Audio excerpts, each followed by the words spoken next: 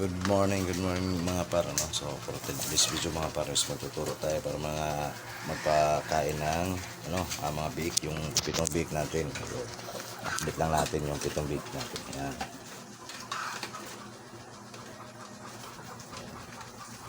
Tapos andun yung inahin. So since na since na 5 days na sila, so kailangan natin silang ipapatikin sa kanila yung early win.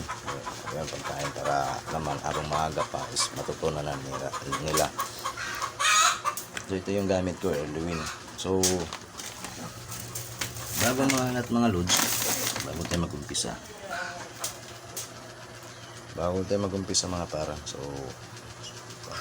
please papasalamat muna ako sa mga nag-subscribe sa atin, yung bagong nadagdag natin mga subscribers. Maraming salamat sa inyo. At saka sa hindi pa nag-subscribe, please pag-subscribe naman yung YouTube channel natin. Yan, update tayo dyan. Yung mga pitong bake natin.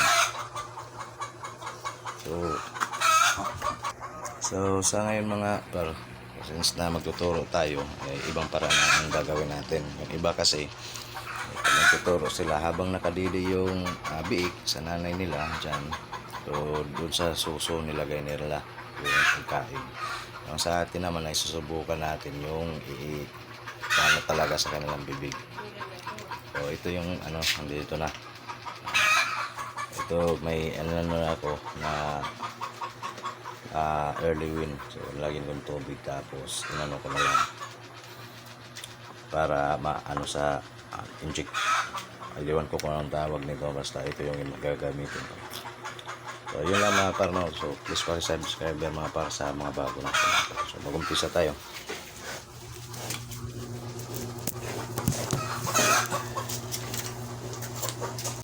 Pakunti-kunti lang muna.